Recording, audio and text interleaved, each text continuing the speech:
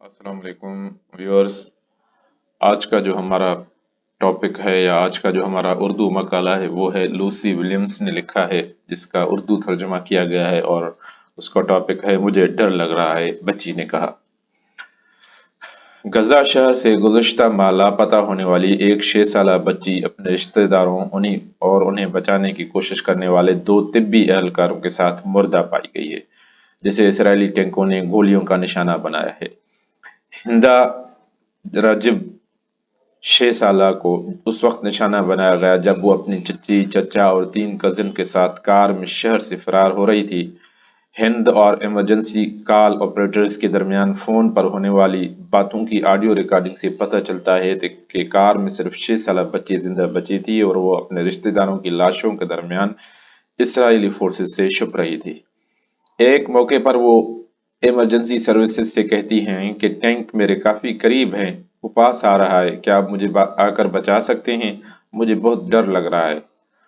उनकी इल्तजा उस वक्त खत्म हो गई जब मजीद फायरिंग के आवाज के दरमियान फोन की लाइन कट गई। फलस्तीनी हिलाल अहमर सोसाइटी PRCS के पैरामेडिक्स हफ्ते के रोज उस इलाके तक पहुंचने में कामयाब रहे, जिसे एक फ़आल जंगी जून होने की वजह से पहले बंद कर दिया गया था। उन्हें मोटर कंपनी किया की स्याह कार नजर आई, जिसमें हिंदा रजब अपने अहल खाना के साथ सफर कर रही थी। उस कार की विंड स्क्रीन और डैशबोर्ड पाश पाश हो गए थे और गाड़ी पर चारों तरफ से गोलियों के सुराख थे। एक पैरामेडिक ने सहाफियों को बताया कि कार के अंदर से मिलने वाली 6 लाशों में हिंदा रजब की मय्यत भी शामिल थी, जिनमें से सभी लोगों पर गोलियों और गोलाबारी के निशानात थे। चंद मीटर के फासले पर एक और गाड़ी पड़ी थी जो मुकम्मल तौर पर जल चुकी थी, उसका इंजन निकलकर जमीन पर फैल गया था। हिलाल अहमर का कहना है कि ये हिंद रजब को लाने के लिए भेजी गई एम्बुलेंस थी। तंजीम का कहना है कि रजब को बचाने के लिए रवाना किया जाने वाला उनका अमला यूसुफ अल-जीनो और अहमद अल-मदऊन उस वक्त मारे गए जब एम्बुलेंस पर इसराइली फोर्सेज ने बमबारी कर दी। एक बयान में PRCS ने इसराइल पर एम्बुलेंस की जानबूझकर निशाना बनाने का इल्जाम लगाया और कहा कि इस गाड़ी को 29 जनवरी को जाए वकूफ पर पहुंचते ही निशाना बनाया गया।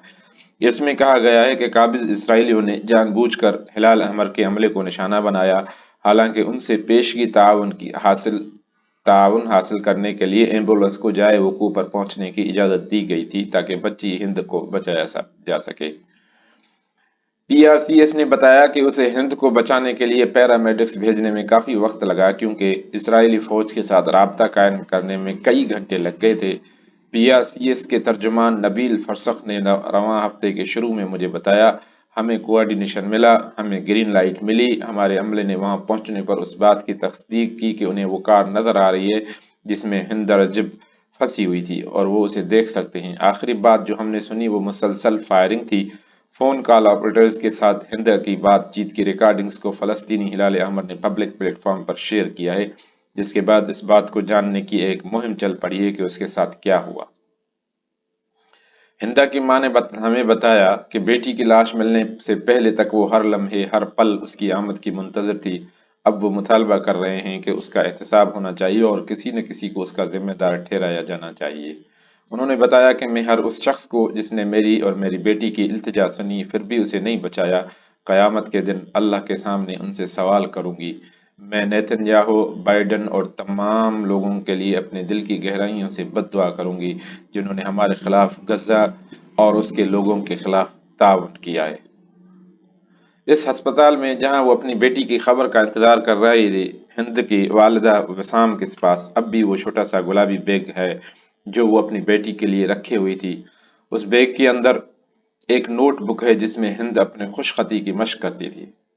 हिंद रजब की वालिदा पूछती हैं, आप इस दर्द को महसूस करने के लिए और कितनी माओं का इंतजार कर रहे हैं और कितने बच्चों को मारना चाहते हैं? हमने 2 बार इसराइल फौज से उस दिन इलाके में उनकी कार्रवाइयों के बारे में तफसील जानने की कोशिश की और हिंद के लापता होने और उसे बाजियाफ्त करने के लिए भेजी गई एम्बुलेंस के बारे में पूछा तो उन्होंने कहा वो इस बारे में जांच कर रहे हैं।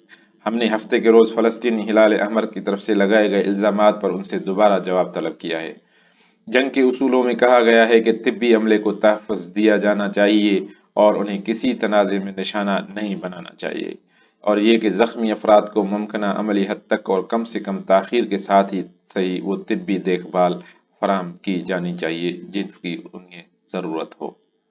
السلام علیکم ورحمۃ اللہ۔